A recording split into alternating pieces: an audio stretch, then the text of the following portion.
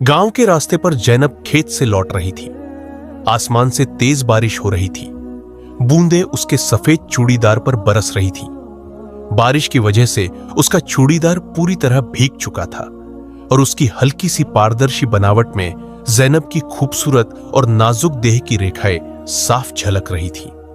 उसका भीगा हुआ बदन पानी की बूंदों की तरह चमक रहा था, जैसे कोई रूहानी नूर। जैनब ने अपने दुपट्टे को कसकर पकड़ रखा था, लेकिन भीगी हुई चूड़ीदार उसके कंधों और कमर से चिपकी हुई थी और हर कदम पर उसकी फिगर साफ दिख रही थी।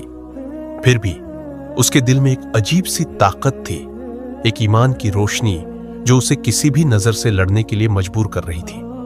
तभी एक अजीब सी मौजूदगी ने उसे घेर लिया। एक इंसानी रूप में नापाक जिन्न, जिसकी आंखों में आग जल रही थी, जैनब के सामने आ गया। वह उसकी भीगी हुई बदन को देखकर पागल हो गया। उसकी नजरें जैनब की सफेद चूड़ीदार और भीगी हुई रेखाओं पर टिक गई। उसने धीरे धीरे जैनब से कहा, तुम बहुत खूबसूरत हो जैनब। तुम्हारी भीगी हुई देह मेरे दिल को जला रही है। मैं तुमसे मोहब्बत कर बैठा हूं। क्या तुम मेरा रिश्ता बनाना पसंद करोगी? जैनब ने उस नापाक जन्नत को घूरते हुए अपनी आवाज में कड़कपन भर दिया। मेरे बदन की खूबसूरती से डरने वाले मेरी रूह की ताकत के सामने टिक नहीं सकते। मैं अल्लाह की बंदी हूं और तुम्हारे नापाक इरादों का कोई अंजाम नहीं होगा।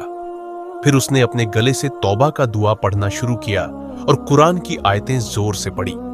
आऊजु बिल्लाहि मिनश शैतानिर राजिम, बिस्मिल्लाह। जिन्न चिल्लाया, लेकिन जैनब की ईमान की रोशनी और कुरान की ताकत के आगे उसकी नापाक रूह कांप गई। वह धुआं बनकर हवा में घुल गया। जैनब ने अपनी भीगी हुई चूड़ीदार पर नजर डाली, जो अब उसकी ताकत और पाकीज़गी का सबूत बन गई थी। उसने सोचा, मेरा बदन भी मेरा ईमान है और मेरा ईमान मुझे सबसे बड़ी ताकत देता है।